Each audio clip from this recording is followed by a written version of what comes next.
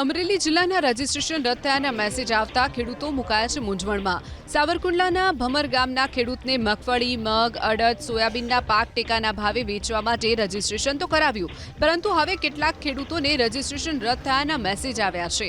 ખેડૂતોએ 7/12 bank passbook, આધાર card, તલાટી મંત્રીનો પાક વાવેતરનો દાખલા સહિતના દસ્તાવેજો આપીને ઓનલાઈન રજીસ્ટ્રેશન કરાવ્યું છે।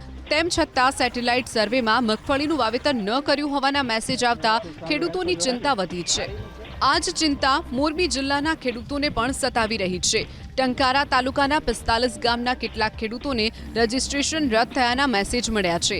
વિબાભાઈ લામકા નામના ખેડૂતે વ્યથા ઠાલવતા કહ્યું કે અત્યાર સુધીમાં મગફળીમાં રજીસ્ટ્રેશન કરાવ્યું, ખેતરમાં મગફળીનું વાવેતર પણ કર્યું, તેમ છતાં સરકાર કહે છે કે તમારા ખેતરમાં મગફળી જ નથી, હવે અમારે શું કરવાનું? સરકાર ફરીથી અરજી કરવાનું કહે છે। ત્યારે 45 ગામડાઓ વચ્ચે 6 ગ્રામસેવક છે। ટંકારા ખેતીવાડી વિસ્તરણ અધિકારીએ માહિતી આપતા કહ્યું કે મોરબી જિલ્લામાં 19,234 ખેડૂતોએ અરજી આવી છે। અત્યારે સેટેલાઇટ ઇમેજ વેરિફિકેશન માટે 4,500 અરજીઓ આવી છે। ત્યારે સેટેલાઇટ વેરિફિકેશન બાદ જ ખેડૂતોને ટેકાના ભાવે ખરીદીનો લાભ મળશે। ખેડૂતોની વેદનાને વાચા આપવા ટંકારા તાલુકા કોંગ્રેસના આજે ખેતીવાડી વિસ્તરણ અધિકારીને આવેદન પાઠવ્યું છે।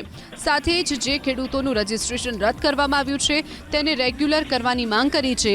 જો તાત્કાલિક માંગ નહીં સ્વીકારવામાં આવે તો રસ્તા રોકો આંદોલનની પણ કોંગ્રેસે ચીમકી ઉચ્ચારી।